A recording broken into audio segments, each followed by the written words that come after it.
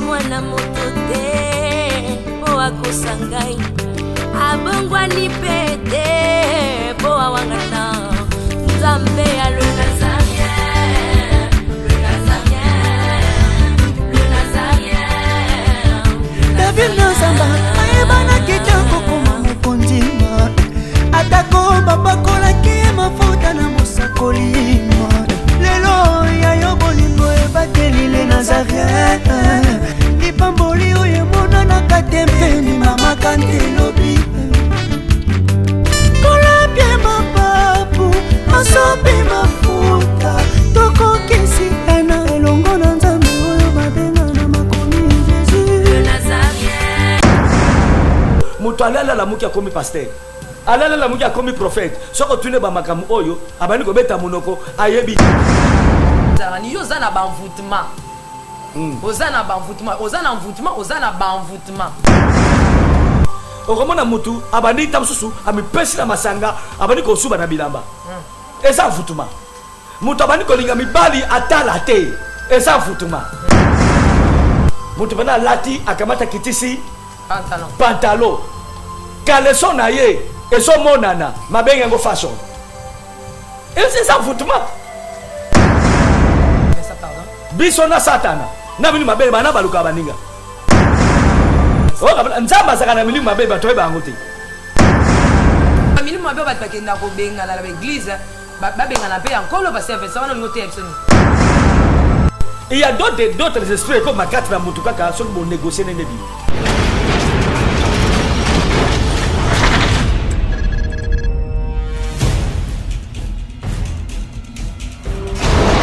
Pour vos annonces, vos prédications, vos clips, vos vidéos et autres, il n'y a qu'une seule adresse. N'hésitez pas à taper www.lesnazareth.com. En ces jours, nous sommes en pleine promotion. Extra matraquage. Olingi promotion ya produit na yo e bana monde entier. Olingi actualité, Olingi visibilité. Contactez les Nazareth. 100% chrétienne, toujours vos amis.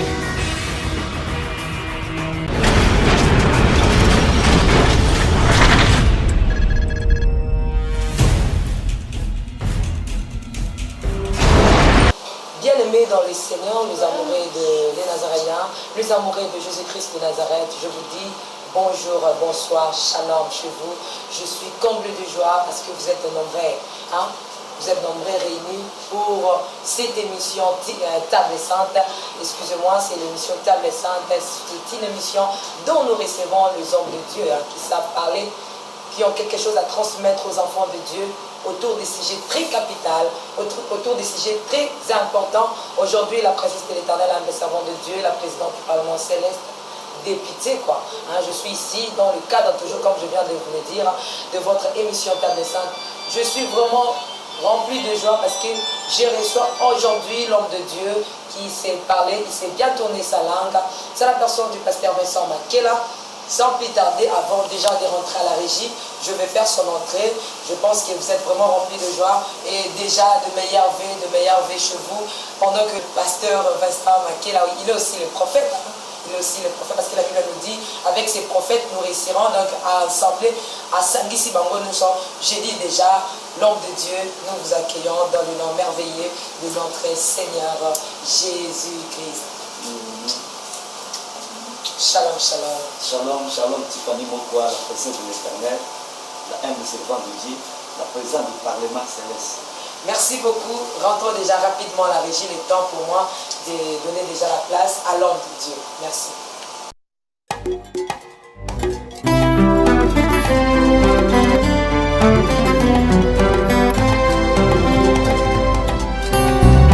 Motema ezalaka semoko bapesaka na moto yo olingi nga na ndima napesa na masiya po ezali kita moko kati ya motema ezali ya moto ya oyo moto ekoki kopesa na bonzambe na yo na langue bolingo na yo elobisinga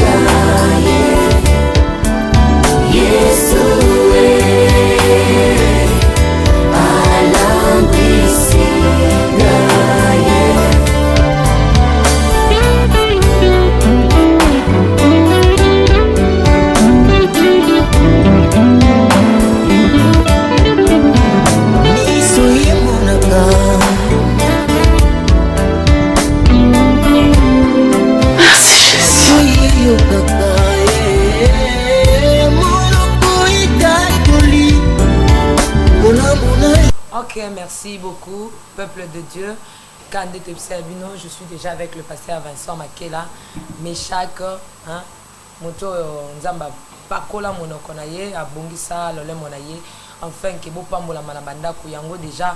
Merci pour zo benga déjà bateau hein oso mesana na benga bateau ba ya ko la émission parce que na ba soko zo émission ko bomba ngo pona yote donc benga bateau ba ya basangana pour que to pambolama zala déjà ne sengo parce que omoni mosal na nzambe donc bazo mériter ba double honneur ndenge makomi ezolo balabiso nazana pasteur Vincent Makela na sujet oyo sur l'envoûtement. Bateau kaka bateau envoûtement yo za envoûté ba envoûtanga nini yango zoto ndi sape ba église club ba délivrance ya bateau ba envoûta bango mais l'homme de Dieu a parlé biso nous sur l'envoûtement et où tarawapi ezalaka nini envoûtement ngaza mutu tout comment je ne sais pas mais à ko éclaircir biso mais je pense que avant de saluer déjà l'homme de Dieu na lingi na pesa non ba meilleur vœu tout côté déjà ba bonana tozo qui t'a déjà ba meilleur vœu hein ba année comme na suka to ba ki wa koi ba tiki donc yo na on dit ma que au compte à 2016 parce que aux nzambe yanguya yesu masia na pesi batu ya Canada, Espagne, Suisse, Allemagne, Belgique mais yangana batu ya France hein du jour au jour ezomata bolingo ane ezomata et le baki nango pasteur Vincent le baki qui fait comme overdose mais na moni ke ezomata vraiment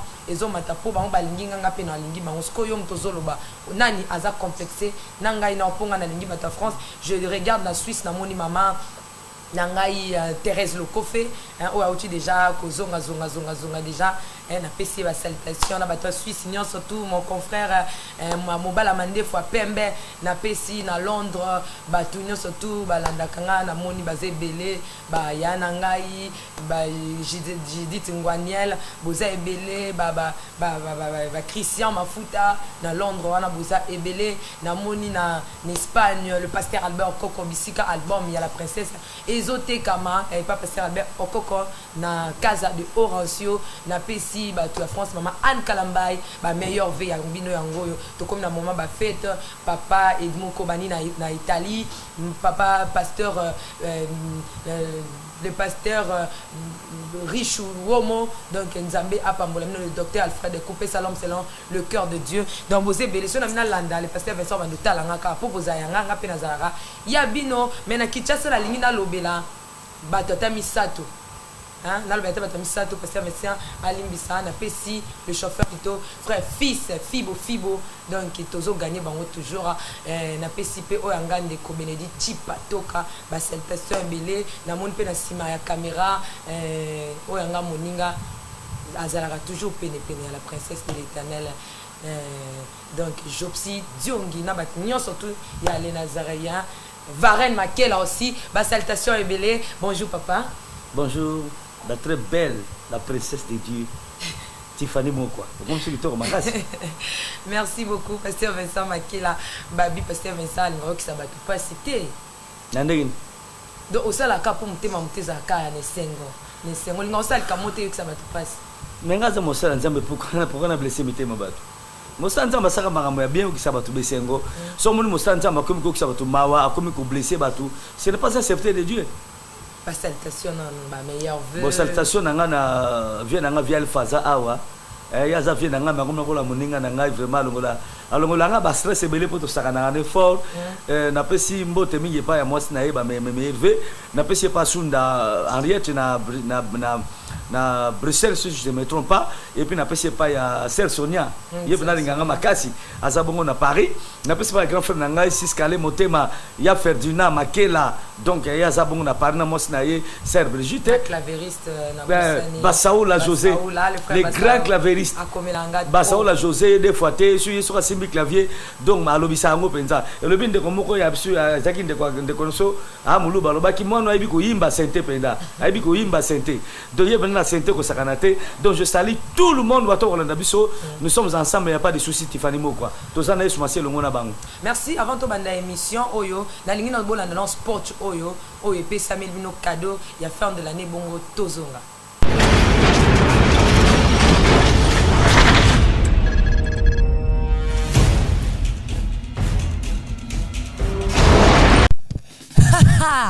événement ya solo. Les Nazaréens a pésibiso nyonso cadeau. Au numéro 1, émission ya Yambo, Toko Yambela Bino, l'apôtre Joseph Chopa. L'apôtre Joseph Chopa à Koleka, ensemble avec vous. Surprise na les Nazaréens. Nulle part ailleurs qu'à Awa. Cadeau. Il y a fin de l'année. Il y a un moni bolingo na biso na bino. Ezomata. Akia suli ya kokiasu. Afiunu kisi ya kofiunu kisa. Atomuti ya kotomulisa. Amatisi ya komatisa. Mebotu nanga. Cadeau ango eza nini? Eza le 12. Le 12e mois na 22h30 bozwanga a live na sala nanga émission en direct ezande na mois oyo ya décembre alobi ba mère nyonso bazana bachi na bacha ba père nyonso ya bachi na bacha o ba lukaka batu n'apôtre Joseph Chopa en live à partir ya 22h30 bana nyonso ya nzambe benga biso na Skype oyo benga biso na WhatsApp oyo benga biso na numéro oyo ya Bali benga biso na numéro oyo ya Imo benga biso na ba réseau nyonso kozala direct ba ko présenter biso na Nazaréen Zamba likolo apambola bino Zamba Nazaréen apambola bino ko bosana te bande konanga muta ko kiasu la na fin de l'année oyo azate na loka ndoki nyonso lokaka yo ke na fin de l'année oyo ko kiasu ka azate bino na linga bino mingi. Et si lina nute ndenge kaka tolobaka ekosi la boyete. Le 19 12 na 22h samedi le 19 décembre à partir ya 22h na 2015 kaka oyo yomoko yoka na matoi na yo. Quel événement! Oui, ça va boum. Ça va scandale. Et puis ça catastrophe. Événement bozoko luka penza yango oyeye votre humble le pasteur Vincent Makela Meshak en direct na ba TV na bino en direct na ndenge bilo bolanda kabiso et ça cadeau signé les Nazaréens oyo ezali sitaba na nzambe sitaba chrétien ya solo oyo to tatona kate ya solo penda poto lobaka ka solo na sena yebisa bino ke oyo na oyo ekokana kate alors loko le kokanite bokolanda émission en direct le 19 oyo muto azanga te à partir de 22h site mno bolingaka mingiti soko oyo kobeta mokolo ango le au pluriel avec S au petit point Nazaréen TV 13 nazongeli le au pluriel point Nazaréen TV 13 et le pasteur Vincent ce qu'on a centre différents autres dribbles zo pesa pasteur Vincent ba passe Yesu Masi ya yende nkolo donc so bolingo ba vérité bo benga mukolo na ebele donc ezali cadeau oyo le Nazaréen apesi biso bato pe bolingo benga biso na biloko so bolingo salaka ba WhatsApp soki ba imo soki ba nini yo moko binde ko salaka numéro ko sala wana benga biso ekosala malamu ekosala malamu donc eza cadeau ya sukambula oyo kozanga te le 19 oyo Tiffany Mokwa azako yambela bino votre humble serviteur le pasteur Vincent Makela Meshak que vous aimez beaucoup donc benga batu o bona bayoki message oyote yebisa bango ke votre humble serviteur le pasteur Vincent Makela Meshak o bolingaka mingi en direct fara na bana nzambe fara na libota nzambe o bazaka na Asie na Amérique na Europe na Océanie pourquoi pas na même en Afrique nzambe asasa la grâce wana cadeau oyo le Nazaréen et pesibino yango oyo pona koksuki sali solo pona kokata likambo ya émission oyo likolo etikali polele la princesse de l'Éternel la humble servante de Dieu azawana pona bino le 26 12 2015 na 22h donc le 26 décembre 2015 na 22 la princesse de l'Éternel à Koyambama alangwi singa Yesu alangwisinga ye alangwisanga ye alangwisinga ye Yesu alangwisinga nini suto koyebisa Yesu Masia ni tokoloba na Nzambe po totalisa ke bato arrive gauche bazui 0 po epa na biso na Yesu Masia ok mais pas Satana kao po 2016 tokota ngoti 2016 hein torome mama tokota na lobaki o atiki akoyeba sa nini batiki ye siko nalingi batika bale Nazaréen te Yesu Masia kamata bana nyonso tu ba papa nyonso tu ba yaya nyonso tu bilenge nyonso tu oyo tokotaka toyaka kokuluka Yesu Masia oya Nazareth bien-aimé dans le Seigneur journée et aka moko journée balobi ezaka moko cadeau ya fin de l'année bisika tokutana na la princesse bisika tokozala na nkolo Yesu Masia to célébrer bonzambe na ye oya omema biso na 2016 le 26 décembre 2015 nabi bien hein? Le 26 décembre 2015 bien aimé dans le Seigneur émission ba pesi bino cadeau les Nazaréens pesi bino cadeau à la princesse de l'Éternel olinga osale ba remarque oko makawana olingaka o souhaiter babilo comme malamu olinga ko pesi ba mbote olinga parfois kon réseau mkolana oyo olinga ko benga ezo akite meya le 26 décembre hein nabi bien samedi le 26 décembre 2015 na boy tokota 2016 sans que to souhaiter ba meilleur vena bino donc benga na ba numéro ni somo na Skype kano monde ba komi wana na Viber na WhatsApp na Skype na Imo okozwa la princesse na émission oyo koleka bokomona ngo na kati en direct ekoleka ekokota mino na bandako cadeau ba pesi bino je pense que pasteur Vincent Lobi eza événement pasteur Vincent Lobi eza nini événement ya makasi émission makasi bolanda ye mo déjà Lobi l'apôtre Chopa atikali simate a Lobi bantina bancha e royal sus mutako kiasuka yo azate et Lobi na apôtre Chopa mutako kiasuka yo azate po awa toza ok mais bato arrive gauche bazaka na rassurer yo olingo tout na sur album pour déjà eza na bandaku na bino côté olingi ba yembela bino na mba banzembo nyonso tu oyo ko linga o sepe na album olbike c'est Tiffany yembaka atakaka moteme tondinde lobaka bien poésie nyonso ya mutuya nasina tonde bolingo na yo Yesu nzabelanga miswe moni preve dutakate etina se motema yendi mawi nasina moni bolingo na bino nasimbi pe bola mwanzambe Yesu olingi otuna ye mituna olingi opesa mbote olingi osolola na ye olingi osala ba remarque opesa conseil pour na les Nazaréens kota na ligne kaka na ba numéro oyo pour na SMS komela biso en direct ya émission tokotanga yo en direct ya émission boko solola na basali ya nzambi wana en direct ya émission okotuna mituna na yo pe ekoleka na les Nazaréens le Nazaréen avec Jésus-Christ tout près chez vous bien-aimés dans le Seigneur à ne pas manquer rendez-vous à ne pas manquer 3 samedis spécial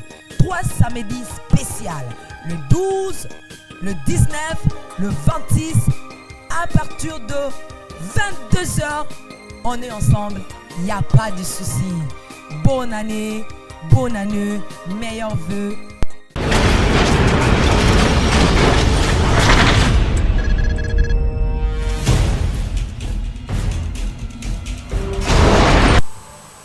Ok, nous sommes déjà de retour, pasteur Vincent Makela. Na souci à Batou, on l'a fait parce que les gens m'ont beaucoup appelé, Sœur Tiffany, le pasteur Vincent Yambara téléphone, pasteur Vincent Yambara téléphone, pasteur Vincent, tout dans la poste naïe, babi bon, na souci wana, je sais que Bolingi Bassel mais tout y a les Nazaréens, avant ton compte à 2016, parce que sur ton compte 2016, n'a habité ce tour ça pasteur Vincent Makela, mais photo Yambassou Bassel Nzambe, oh bah ouais, au fond, les lapsos colo, pour na 2016, mais Moutaro Kangama solo. Na basala nzambe ya les Nazaréens tayo akanga porte ndenge totambo na nzambe pendant janvier 10 décembre hein a trébuché Akimi les Nazaréens étaient toujours présents. Bazala qui wana, ils ont passé Vincent n'importe chopa mbawe au kangilangai porte ya les Nazaréens poba. Na habité sur bazong en 2016 ba fongolango maintenant ensemble na nzambe na habité et que ça soit choix na bino ou bien choix ya nkolo ndenge to sambela ka nzambe passé Vincent et ça le ndenge nini batu ba benga yo le samedi à les 19 na 22h30 émission oyo okozanango en live ba benga batu na ba question ba balingi lo sambo balingi ba pesa pasteur Vincent Bote okozana bango nozana bango merci tout d'abord Tiffany Mokwa obi ba idée za la kadongo de inspiration ce n'est que yo mtoko salango hein.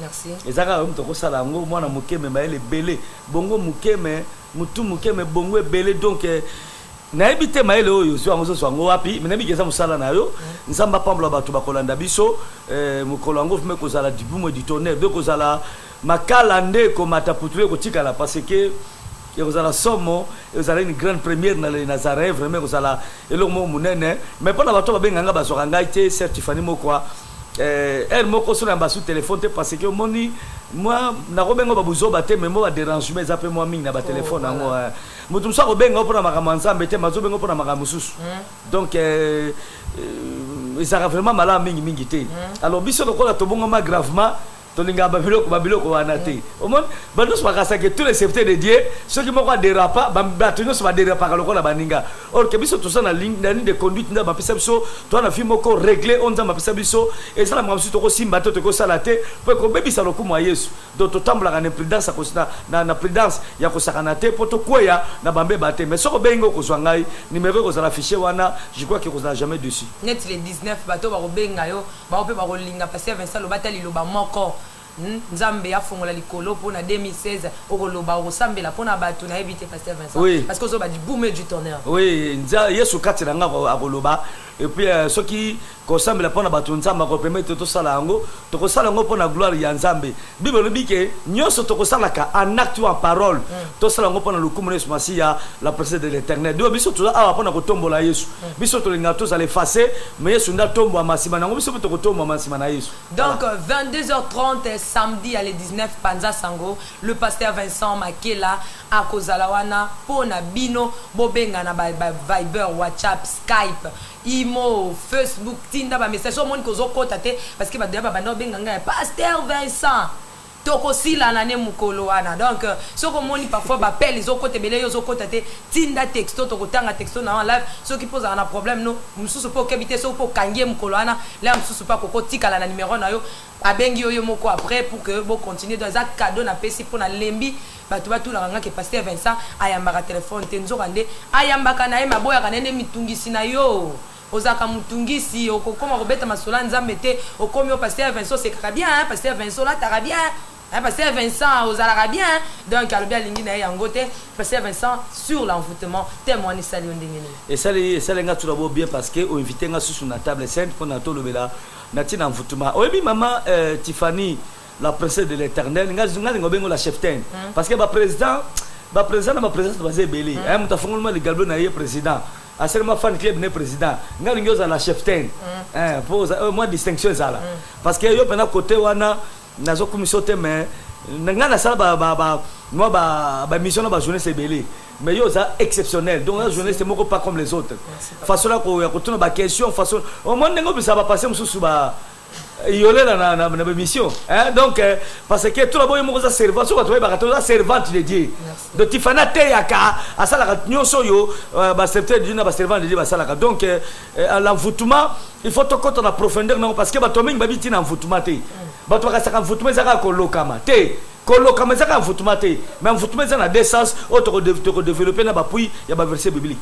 Merci beaucoup pasteur Vincent batbaganga mingi yo ba envoûta yo hein au moins mtazo beta mwana yo za na ba envoûtement eza moto to eza molimo na ebité envoûtement ngo za ni yo za na ba envoûtement oza na ba envoûtement oza na envoûtement oza na ba envoûtement ezala kani envoûtement ezali tout d'abord un état d'âme oyo mutu azui parce que nzambe tanga sali mutu nzamba sali mutu apesi mutu nzoto apesi mutu elimo pe apesi mutu molimo donc mutu asana corps esprit et âme ok mais si koyo envoûtement eyaka ko affecter esprit ya mutu te mais affecter âme ya mutu. Donc envoûtement ils ont le fait étranger et continue âme mutu mutu azasu ko vivre na lolenge oyo nzamba lengeka vivre te. Abandi ko sala ba makambu ezali au contraire na volonté nzambe pe au contraire oyo nzambe asala po etazala yo babengi envoûtement. Donc virus moko ekoteli mutu na âme na ye mais virus oyo uti pa nzambe te e uti e pa ya pas voisin nde kotikati la mutu abandi ko sala n'importe quoi to développer ngo yo babengi envoûtement. Envoûtement pe mususu e utaka pe pa nzambe nzambe moko envoûter mutu obo to babengi esprit ya égarement et ça peut envoûtement. Donc nzamba loki mutu ouais nzambe ba loka mutu. Mais papa Vincent Fongo comment nzambe pas loka mutu to kangi yango en parenthèse mais la ligne na lobana souhaiter soulever le comment va bien sur esprit âme et puis corps leur lobby que détailler babilo ko ana misatu na ligne na tout na mutu na bo Bible biso que en réalité dans l'homme c'est l'esprit mais lobby que envoûtement ya ko influencer ko kota na kati ya âme ya mutu c'est la biso notre différence âme ezanini esprit ezanini na kati na bango mibale bavanda kawapi bazala kawapi nani aleki moninga. Ok, na sa différence ya tout d'abord on a tous les trois choses corps, âme et esprit. Alors nzoto ezali nzoto tozomona oyo nde totambola katolia katomela kekenda ka toilette ezana pose bala tout ça banini wana ezali corps oyo nzamba pesi so batu. Âme ya mutu ezali elimo. Âme ezali na souffle de vie ya mutu. C'est ça babengi âme. D'autant mutu elimo na ye ezana ko sala mutazo pema mutazali ko sala tout oyo nde tomona kana mukili. Alors esprit ya mutu ezali troisième corps oyo nzamba tina kati ya mutu. Esprit ya mutu ezali molimo ya nzambe kati na mutu. Parce que à part elimo ya bomoto et aussi l'esprit de Dieu dans l'homme. Yende babengi esprit. Yo moni que esprit lokol ezali nzambe kati na mutu, esprit ezali supérieur que âme, ezali supérieur que le corps. Voilà. L'esprit azali kolo na bango. Azali kolo na bango nyonso. Yo moni Bible zo bake c'est l'esprit qui domine le physique. Parce que molimo ezali trop bon nzambe. Mais âme ezali nzambe te. Âme ezali état ya bomoto kati na moto. Donc souffle de vie ya moto. Mais l'esprit c'est vraiment la personne de Dieu dans l'homme. On se comprend. Merci. Okay. Papa Vincent, tu as toujours na parenthèse au fongoli avant toi kozwa auto tikaki na lingi na tout na yo na âme na esprit tango mutu akufaka nini ebimaka liboso to nani akendaka nani atikalaka azela na muninga. Eloko bimaka ezali âme mutu. L'âme nde mutu bimaka yango moni mutu akufi mais esprit ekufaka te. Esprit ya mutu ezala mutu asambelaka na mutu asambelaka te azana teni ya bunzambe kati na ye. Yango moni Bible bi ke ntango nzamba sala ki mutu lobi faisons l'homme à notre image. Nzamba souffle esprit ne likolo ya mutu. Donc Dieu a mis son esprit dans l'homme.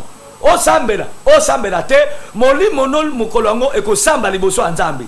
Donc molimo nzamba tia yo apeso capacité ya kozala lokola nzambe na mukili. Yango mona kapar biloko nzamba sala tout ce que nous voyons, ba avion, ba nani, ba train, tout ça ba micro tout ça ba caméra, mutu ne mtasali yango. Parce que lorsque Dieu a créé, Dieu aussi a donné l'homme le pouvoir de créer aussi. Yango mona kamutasala lokola nzambe. Mutatonga kanda kwa kitoko bozo kamwa azotonga bilamba yo lati tout ça parce que l'esprit de Dieu ça katine ça inspiré. Voilà, c'est ça. Mais tant que kufaka, âme ya mutu ndem te kufaka, mais l'esprit kufaka te. Âme ndem te bima. Âme te bima ke. Oui. Esprit bima te. Oui. Esprit tikalaka. Non, esprit tikalaka. Âme ke ndeke yi. Donc cela veut dire que même tant bandoki ba babomaka mutu. Bandoki ba récupérer. Oya bima ka wana mutu omoni corps na msumsu abalam na mi moninga moko na bimi. Ezalani. Wana ezali sikoyo omoni na kati ya mutu azalaka na banzoto mibale. Azana nzoto ya bomoto, pe azana nzoto invisible. Même Bible lobi yango. Nzoto mususu ezali na boya bomoto boyi. Nzoto mususu ezali invisible o ezali lié na âme ya mutu. C'est ça de bandoto ba manipulaka. Ce qui esprit na yo bimi, cela veut dire que tu es mort définitivement. Même boy na bunzambe. Donc ko ba ke configure ressuscité. Ozomona, na pour exemple moko. Yesu masana bomoto kufakiti. Yesu c'est bon kufaki mais son esprit était vivant. Son esprit était vivant. Yango ne permettait que soit ça nini molimo wana nzambe kati na ye amata na likolo parce que ame muteko matate. Ame muteza eza lié na nzoto mutu. Mais esprit ya muteza lié directement na bunzambe. Merci beaucoup pasteur Vincent tosongi na thème sur l'envoûtement. Comment est-ce que mtakoko yebake nga moroni na zabor? Et comme tu n'es ceux qui nous satisfait na réponse na piste. Oui, mais ils sont un peu fort, hein, pasteur Vincent. Il faut à moi l'ampongo pour Pumboa ou Kambo. Mais parce que bah toi enseigné Maman Tiffany, bah toi enseigné les lots. Hein? Moutaza enseigné et puis ma bé ya lelo oyo, mutala la muki a commis pasteur. Alala la muki a commis prophète. Soko tune ba makamu oyo, abani ko beta munoko ayebite. Yango fo ba na nzambe, bandi ma n'importe qui te. Bandi ma moto kola bengi a charger, a pesier matière, a pesier mâchoire, nde bandima. Merci beaucoup pasteur Vincent. Moutouye moko sanke ba lobane mo pam ta bitenga yo. Naza vraiment envoûté. Ah oui, ba on ndenge pasteur Vincent. Avant to ko telo ko ndenge na ko yeba na ko loba to ba envoûtement c'est quoi? Ah. Pe envoûtement ça la kanine. Na loba na biloko mbale mama Tiffany. C'est très important. Envoûtement de loba ki ezali esprit étranger na kati ya âme ya un être humain. C'est ça l'envoûtement. Et puis esprit ezota wap. Ezota e pa ya satana, to ba démon. Ba koti kati na yo, ba affecter âme na yo, o komi envoûté. O mona ce que mutabani ko sala ba makambu, au contraire na bomoto. Par exemple, o komona mutu abandi tamsusu ami pesi na masanga, abandi ko suba na bilamba. Eza envoûtement. Mutabani ko linga mibali atala te. Eza envoûtement. Mutu lo koso akolia, eza envoûtement. Et mutu azoka soni te na bimisa ba insanité de boso amatu. Asa envoûté. Donc âme na ye ezali affecté. Et les virus. N'a pas spécialiste il y a ordinateur. Autant que ba fiber ba nyoko tanga na yebité. Donc il y a besoin spécialiste. Donc mutu a commis azali affecté. Obi maman Tiffany. Même na bomoto boye. To bona kayango même na bomoto boye. Ndeni mtoko ba kila ko malade. Moto akomona kati na iba fièvre bandi abandi komona ba normali oye ezalaka eza au contraire na lolenge ya vivaka nzoto bandi ko sala mo boye mutu pasi banini et puis so ba sala examen bomona ke virus monga malade et koti kati na ye mais ça ko se manifester na ba fièvre na ba normali mususu donc vous tuma pensa ndenge wana mama Tiffany mutu aza normalité mutu aza envoûté ako vivre normalement na mukili ata sambela kati omona sana respect Azana, mubala mutakolinga te, moi ça mutakolinga te parce que à part âme na ye ya bomoto. Molimo ya nzambe zako aider à vivre normal na mukili. Asa la parcours na ye normal. Mais so takobi envoûté, azu virus wana, makamuta bana ko sala. Ezaka contraire ya bomoto. Donc makamsio yo so mona ngeza soni. Ya so mona ngeza ndengwana. Na pas exemple maman Tiffany. O so mona même atel latel ya bato lelo. Mutu bana lati akamata kitisi pantalon caleçon na ye et son monana ma benga ngo fashion et c'est ça envoûtement parce que sous vêtement ya mutoko la sango pamba boy pamba tout est maman Tiffany moi si azotika mabele na ye polele or nzamba sala ngo eza pona bulamu ya bato mibale natakele bato nani tu vas à kiria ça va comme ça tana balandi bazaki so tiki ba mbo ba se plater hein nzamba pesie ba se wana eza pona bisengo ya papa et puis pona bolamo mwana ya kobota bon na bi malamu pona bisengo ya papa pe pona mwana ya kobota baza ko utiliser yango on ça comprendre mais c'est loko ya ko sposer yango n'importe qui amona yango te donc ça envoûtement donc tout le monde yango normal mais virus ça m'a baissé contre 4 laye et zotinde asala makambo contraire na bon moto penda yo ngomni bi zo benga batu ndingo na ba homme animal moto nyama aza mutu maza nyama donc keselite na nyama voilà donc yango ana et puis envoûtement wana bisko soki mto ndenge nini envoûtement ça comme 4 na bomo ya mutu asiko yo impact envoûtement na bomo ya mutu za nini et ko kipeko ko baby sa parcours afinayi quelqu'un qui est envoûté vi oyo nzambe akanela ye ndenge azala soki abala soki azana mbongo soki avayajaka so nini omona envoûtement est bloqué biloko wana mais mutako yeba te amona ka genu so sala zo marché te asala bo simbité or que ezali envoûtement ne mtesele ngwana pour fina ye et probité voilà des choses ndaki comme sabato dans envoûtement. Merci beaucoup pasteur Vincent sikoyo to bandaki koloba mutu mso bazo pse ko za envoûté azoboya na habité po eba kiaza envoûté fo envoûtement we ya itambola ka et koti na nzoto na ye to ndenge ni mutu yo moko eba ke na za envoûté par rapport ya kolongola oyo lobi ke akomona ke osaba acte moko contre mais ndenge ni oromiye ba yo moko ke a parcours a vie nanga on ezo tambola non na envoûté za normal Mais maman Tiffany, c'est simple pour me en foutement tout d'abord, au moment où on a fait un yo, on tambola, on sentir qu'il y a des anomalies. Il y a quelque chose qui ne va pas. Tu fais comme ça, ceux qui ont dit malade moko songolo. Yo moko remarqué. Avant qu'elle pas docteur. Nous autres à la raboyété. Alors, maintenant ce sont que vie na ezo tambola susu normalité ndengenza menenga sala ye azala. Place à qui ko récit ezo si maté. Place à qui ko ba. Non, par exemple moko nazana moninga nanga moko comme na je salue je donne un peu en passant.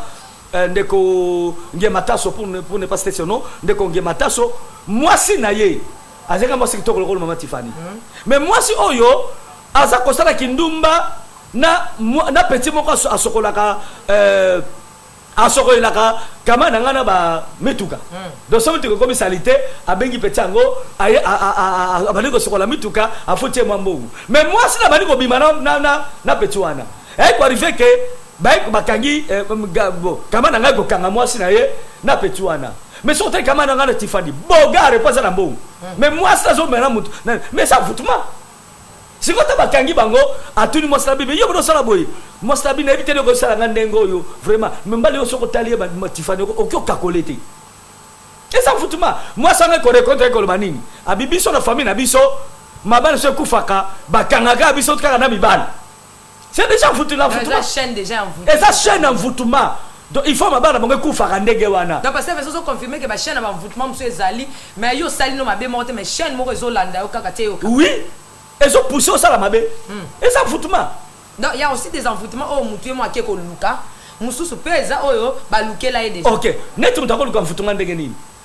Tiffany oza awa oza tsana succès. Mon na tie baby oza star mo nete. Ya internet. Mo kesu ko luka kisi. Non, le foutement. Regarde. Aujourd'hui, le foutement. Ndengo za awa, na ebiki osama sikitoko. Mi bali mingi tapso Afrika poto balula kayo. Oya bengi yo lingi, oya bengi yo lingi. Ça ko tenir compte ko ba ibeta dam na bango. Aujourd'hui, le foutement. Osomona, yo mo jimu ko sortir à l'église. Na lobaki bisona satana, nana kena ko luka muninga. Et ça bandela ngona papa mais ça pardon. Bisona satana. Na bini mabe bana baluka baninga. Et ça biso to luka bili mabe. Neti kama non c'est l'émission na site naza kama que pasteur mboto de garabingi na bani ko sala kindumba na site na solo ka foutement na sala église la ngala bani ko mala ba sœur en Christ na ju on a tigna na solo ka foutement dans foutement ils pousse et à vérité yonde solo ka ngo sikoy au fond là que le mot pasteur Vincent lobi que nzambe pe ko ko envoûter yo fongo la ngo siko bien poto kanga oui nzambe ko envoûter mutu ndenge nini après avoir causé na kata vérité mama Tiffany oyebi vérité kenga za mona nzambe eloko mena ko sala ngo te bible zo boyango mo bandi ko sala ngo nanko nzamba ko tindelo esprit ya mvutuma o ba benge garema to ko tango na bible to tanga na papa Vincent o nzamba saka na milimu mabe ba to ba ngo te o bati suri kwa o lobaki wana o maintenant so bisa oti on a zo be sa biblique donc milimu mabe ba pakenda ko benga la église ba benga na pe encore ba service wana ngote epsoni wala ba to za connaissance na ngote basa milim mabe mususu nzambe mutatinda kango ekesele musala na poso exemple moko bon na bible zo sapso ke bana nzamba zai ko tambola na bango bazoke na bango ko yega mais bazeke comparer na satan siko satan utagiwa satan nga utagiwa ayati pa nzamba zalaki nzamba atuni bana atuni siko satan question o monde ninga job muninga nangate Satan m'a dit qu'on dialogue dans Nzambe. Abi na moni Job. Nzambe bien en tout cas dans le monde pour être fidèle, le cola Job té. Satan sin da bien tika no vie. Aza fidèle pour pambolier. So il pambola ne longwe a rochola yo. Nzambe permettre Satan a keneko meka Job. Parce que ça bon ça atindi aza yete aza molimo mabe na yete. Molimo mabe ye mo Satana ke no sa makamna mais Nzambe aza na molimo. Mais quand le molimo mabe ça la kana. Et ça Satan. Quand le bébé ça Satan mais pas nzamba bengana ki Satan bala moko parce que ça bengana ki déjà pas de bengana ki bala moko nzamba lingi pour ba sala dialogue na Satan et puis que ne meka mtu aza fidèle attends moko et puis nzamba tuna ki likambo ya richesse ya Job te atrika ko moni muninga na Job te pas aza fidèle lokola Satan azala ka mutema mabe alingi te mutu abonga alingi te mutu a progresser ya akoti mona bozu ya Job pour mona que la bonne vie na mukili ntazala contre ngo za Satan. Mais ngala lingi passé à Vincent au confirmé puis on a ma commis penza que envoûtement ko la ko envoûté mo. Na moko zo ndima ngote mama Tiffany. Ya na bon ton dimaka boy papa. Ezel ndoko e pesa. Oza na Bible wana. Bible ye. OK, Bible ye yo penza. Na lingi yo moko otanga mama Tiffany. Et na kosenga na ba téléspectateurs. Bandu za na biso na les Nazaréens. Hein? Et ça makambo yo e ko fongola bino. Yango les Nazaréens. Et ça ka likolo po e misabo makambo yo bokango nulle part ailleurs kakawa. Tangela mukana na 1 Samuel. 1 Samuel chapitre 16 verset 14 à 16. 1 Samuel chapitre 16. Bato ramona ke nzambe pa saka na miliu mabe. 1 Samuel chapitre 16 verset 14 à 16. Bible le Bible. Oui. L'esprit de l'Éternel s'écarta de Saül. Hein? Tandis qu'un mauvais esprit venant de l'Éternel les remplissait l'épouvante. L'esprit de l'Éternel s'écarta de Saül. Tigana na limbango. Molimo ya Nzambe elongwe pas Saül. Pourquoi molimo Nzambe elongwe pas Saül? Saül ne faisait pas makambo Nzambe tinda kaya sala. Abone ko solo contraire à la volonté Nzambe. Molimo ya Nzambe elongwe et pas Saül. Siko kitayoka. Merci beaucoup. Tandis qu'un mauvais esprit venant de l'Éternel les remplissait d'épouvante. Oyoki? Molimo mabe te pana. Et pas Nzambe. Molimo mabe te pa Nzambe et pour envoûter Saül. C'est Dieu qui a envoyé ces mauvais esprits là. Ce qu'on passe Vincent, ndenge lobi ke molimo totangi awa, eza yo pete mtolobi hein. Yo lobi ki Bible mtolobi yango. Bible lobi yango ke molimo mabe uti pa yankolo. Et pour envoûter Saül. Pour ça la kamaka mabe. Soto TikTok qui tombe nango. Siko te on biso tokenda na l'église ndenge bazotonda wana. Bengala molimo envoûtement, bengala molimo envoûtement. Tokoki po bengala molimo ya envoûtement yankolo. Bo ba yebite. Ya comme que mon console na cuisine bike. Il y a d'autres esprits comme ma carte la mutuka ka ceux qui vont négocier nene bimi. Ah pasteur Vincent, to négocier na molimo ya envoûtement. Mais bon parce que molimo nzamba tineli mutu obimisa ngo ndengeni. Faut qu'on négocie. Molimo il faut qu'on négocie. Eh molimo mabete, ate uti pa. Ngala zo bisa yo. Ngala zo so ba mama Tiffany. Mingi osoma na baso to délivrer basala bango délivrer té. Basa délivrer té. Donc ça maka mususu basala nzambe faut ba négocier kana esprit. Oui. Sa négociation au longa molimo wana ti. Est-ce qu'on pouvait faire ma commis parce que ngala ngande bref à l'appui. On pouvait faire ma commis que place moko mo sena nzambe moko négocier kina milimo mabe ya envoûtement, molimo mabe moko be côté la kimu. Teno ça exemple moko Yesu. Yesu akuti mutaliboma o babengi a délivrer mutuna na Gadara. Akuti mutaliboma azalaki kakata ba chaîne bazo prier pendant bazo kokete. Mais sur le pas ali maître de tous les esprits. Amoni mutuana asosolaki milimo nezala kata mutuana. Parce que maman Tiffany, il n'y a pas de fumée sans feu. Envoûtement, to milima be, to malédiction, et qu'on soit moutouté, ce qui cause les atis. Tozo subir, milima be mi d'abord mon parce que cause les ali. Y'a pas soko taka nabiso. Osomona, soko fungone les portes na koti. Alors Jésus tanga ningo benga milimo ana, milimo na ebaki Yesu parce que Jésus c'est lui le maître de tous les esprits. Et ben Nicolas bali kamni ya biso mwana na nzambe. Olingo benga biso tina pona nini? Tanga benga biso ne ko kite tout ça badi. Yesu amona kike milima bele ba koteli mutu wana na tina. Donc bazana raison ko kota na. Bazana raison ko vanda wana. Parce que on le appelle au mot parce que Vincent alanda ko na ba matea olobi ke mutu akomi ko lesa na ye milimo mabe wana. Ozo lesa ngo molimo ya impudicité ozo obobo menzala. Obobo mamilimo mabenzala ozotondisa ngo. Oui. Et kotika la wana e kozanga osomote isobi ke voici je me tiens à la porte je frappe. Même Yesu pa kota kati na yo. Azobeta porte soko fungoli akoti. Milimo mabende ndenga moko soko po fungoli bango porte bakoti. Sko Yesu abani ko benga milimo mabe wana. Mama Tiffany batwala nanga très bien. Milimo mabende boko bima. Le bino zo benga so pa nini biso to fandi ana raison tout simplement ndenga wana. Siko Yesu aiswangabi azako consister. Bokende, baboko kende. Milima bele babi mais biso ndako na biso zali awa. Parce que to koti awa na tina. Kolonzo to lingeto zala awa. Mais soki lingo benga na biso lekeso ndako so ofani. Bon, lekeso ndako so ofani. Parce que to ko ba facilité pour to vendre na tina. Yo siko loko za chef na biso, oyo benga na biso. Mais ko biso ndako ofani.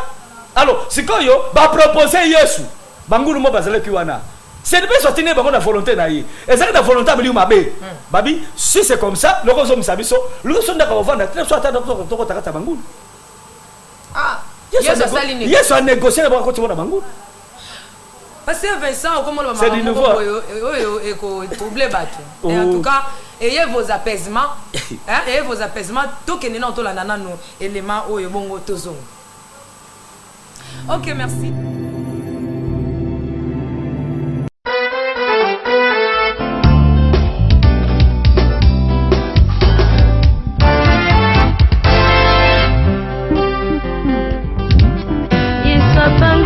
Pinzolina vinangai pia longoli bapota na motema elongia mawa ebongwani nesengo bato basusuki na sina komi sedi mpona Yesu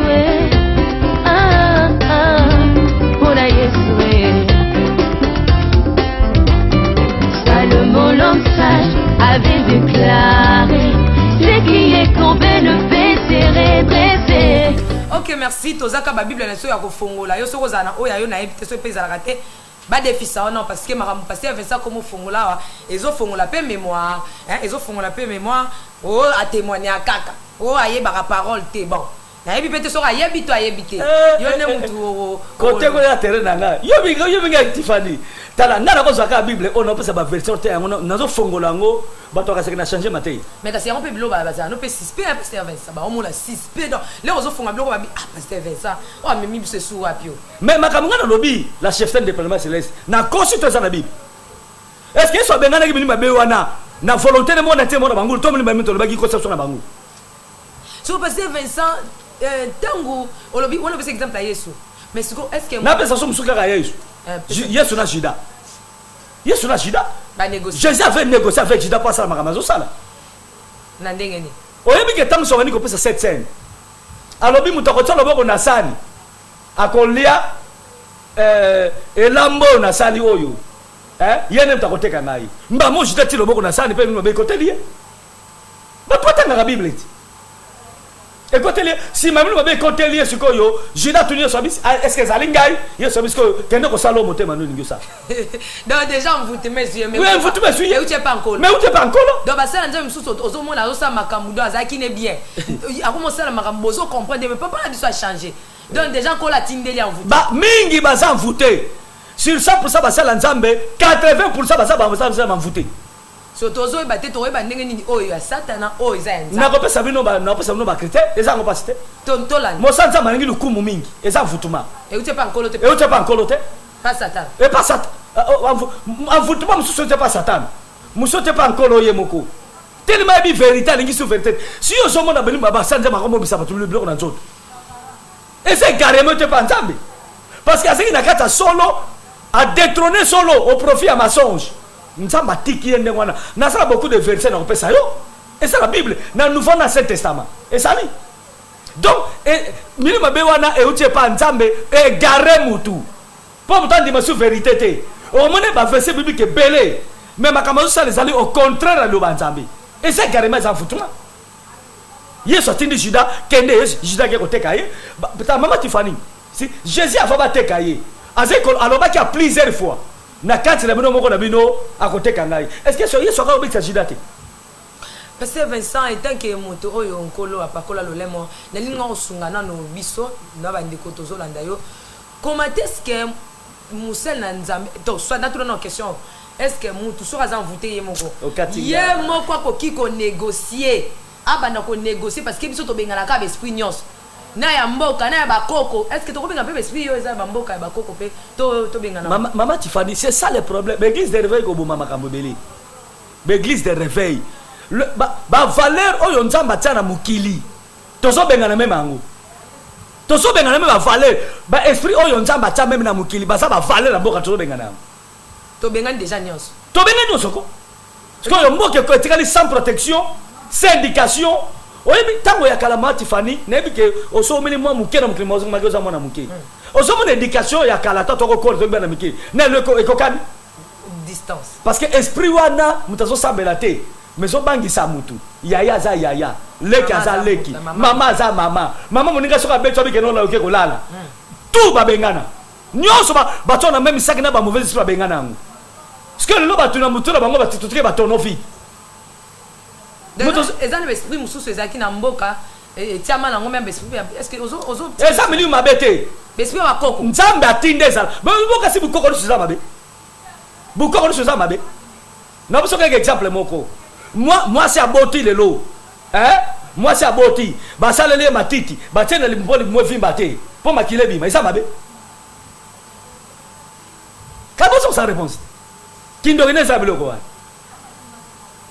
lelo otangwa kale zalaki mutasali fièvre beli malaria bazwi kaka matiti soki ya Kongo bolo soki nini batsako na kati ya nzungu moko boyi batokisi yango mama na bina nganga te aza pe docteur te mazwi kaka kotona kati ya nini wana afini kyo bulangete we bulangete otoki to malaria ke eza mabe wana eza satan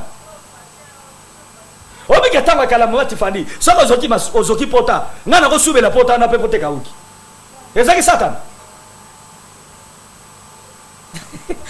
Merci beaucoup. N'importe ce qui se rôle bani, yo kono émission. Y'a on a l'obité pasteur Vincent. Est-ce que mutuye mo pe na comité la non azan voter na banda ko négocier ce qu'on a bestri. Ah kokate? Bon azana connaissance wana te. Il faut ça na connaissance. Bible le dit que les bottes na nge baby sami po bazangi boyebi. Mon peuple sont détruits parce qu'ils battent la connaissance. Maman Tiffany, connaissance ezali très bien. Et ça très nécessaire pour la mutu. Ba mona so batanga lokola biso te na batata la biso mais tala mode d'éducation na bango tala mode de vie na bango na lelo lelo batozo boma mboka même Congo même monde ça intellectuel kutu papa na kutu te bana na nzambe je pense que bolanda ki la princesse ndenge tokenda ki kotika biloko na nina ba veillard oyo tozaki na bino bomona ki ba koko wana ya basi to solo la kina bango ezaki kana mbula oyo mais je vous annonce tant de pasteur Vincent Zolo ba dans éducation bafoué dans l'éducation par terre ba côté ba koko wana na kati ya ba veya hospice la ba violer ba koko wana o ngala la kisaki bino na kina kotala ndeko mo mtatindela bango biloko bien aimé so que simba mi pe place simba mi on azana posana ketala bango lisusu o ya ligito sangana na ye to kende su kotala ba koko wana nzamba lola azanga te ko pambola yo nzamba lola azanga te ko pambola ba violer ba koko abato bokoyoka na minoko na bango ndenge ba violer bango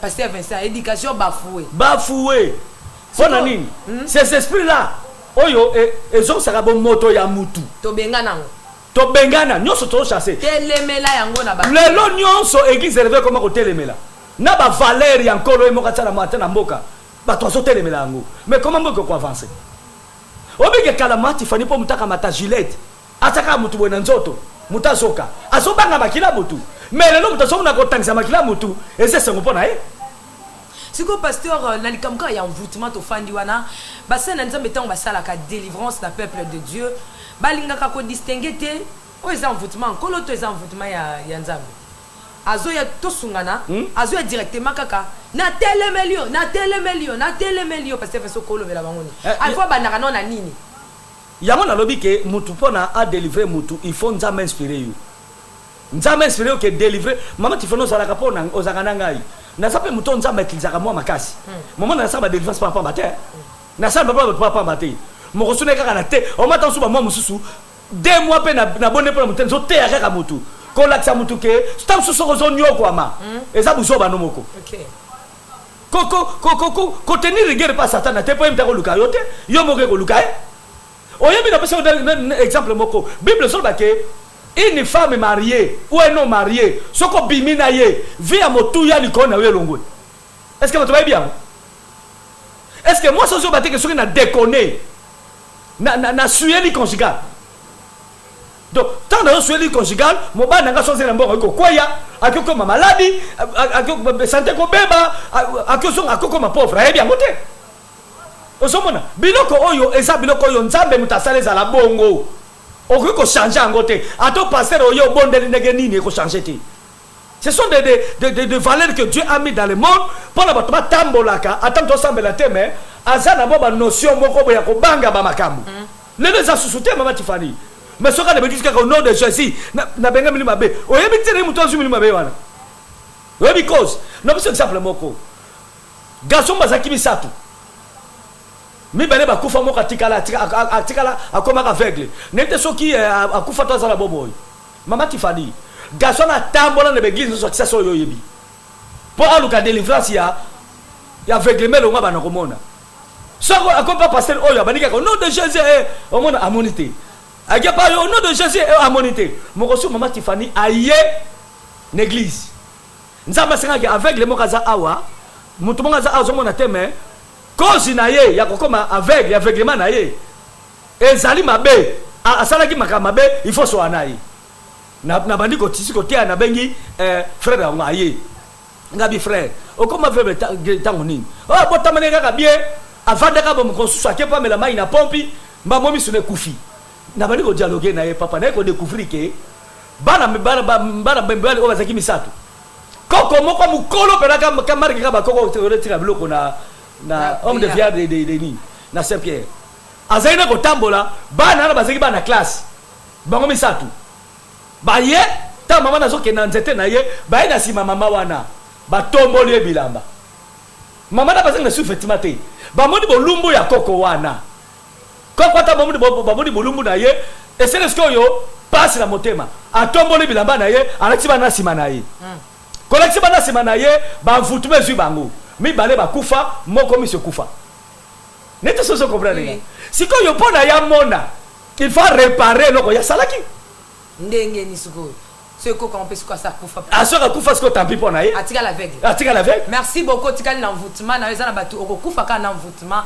bakotia maboko batie makolone mikolo bakotia makolo bakotia yo kingo bakotia yo nzoto bakotia yo nyonso tout okufa na mvutima na yo pasteur Vincent nous sommes arrivés à la fin mais la version n'a pas cité baba Tiffany ba version n'a pas cité ka seza makambo to kozongela bango le 19 pesa bango sikoyo déjà plaisir il y a le 19 vraiment le 19 wana mama Tiffany to na remercier yo bato bazanga te parce que na ko silisa ba verser na nga mukolo wana ko la tsabango ke envoûtement mususu possession mususu nzambe mtoti na mimi mabeba kota na nzoto na yo po ba détruire yo parce que boy ko ni ma vérité alors mimi babongo sikoyo passer benga ngo ndengeni bongo benga ngo ndengeni passer wa boy atie tembe le 19 benga passer Vincent telemelaye omoni ke yo za na raison passer Vincent alobi makambo lokuta biso to ça la débat na plateau et kozala téléphone ouvert le 19 à partir à 22h30 to kozala wana soki kozala tati to ma 0h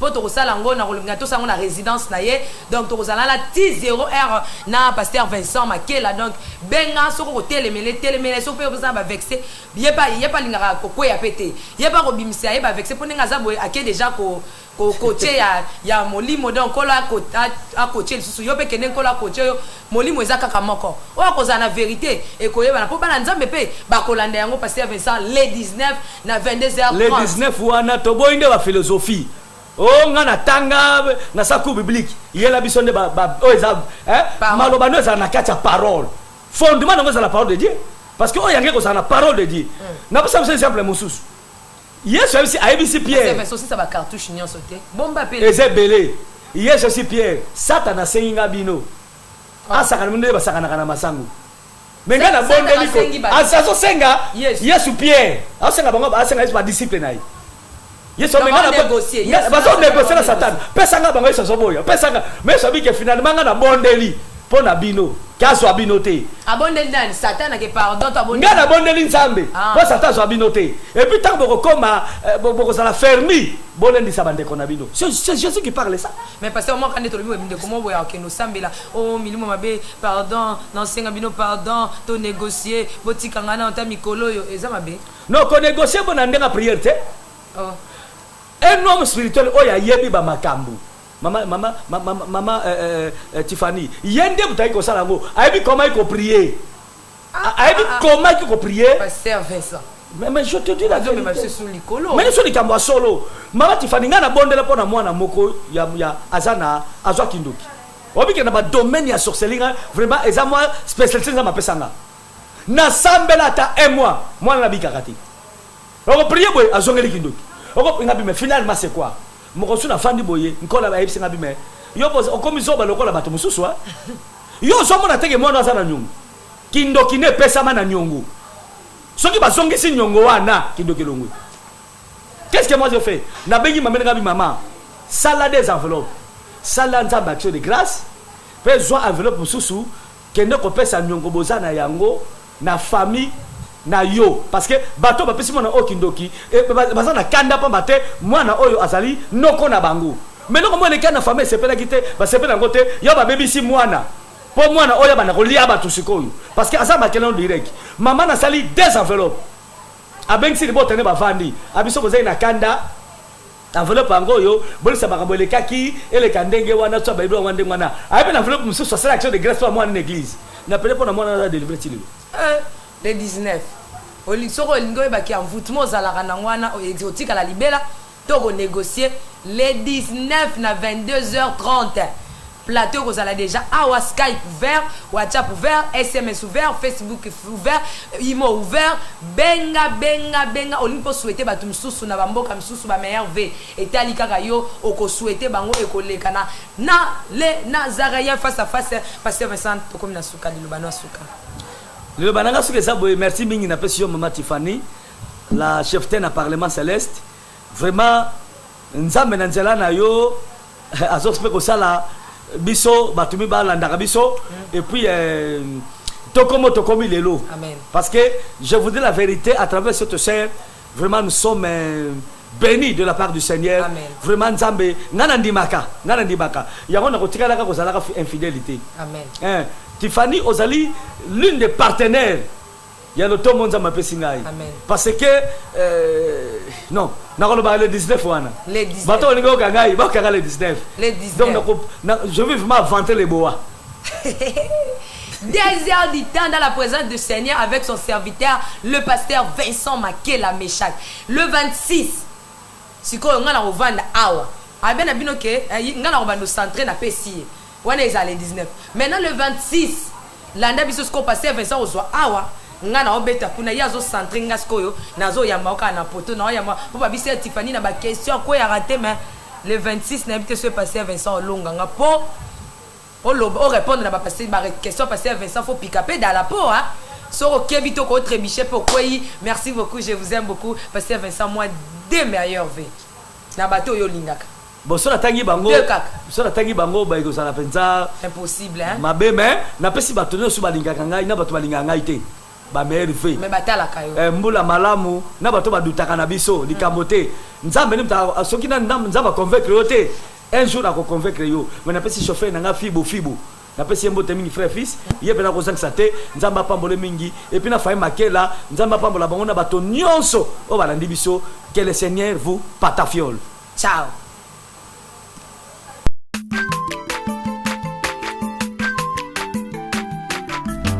aza mwana moto te po akosa ngai abongwani pe te po awangata nzambe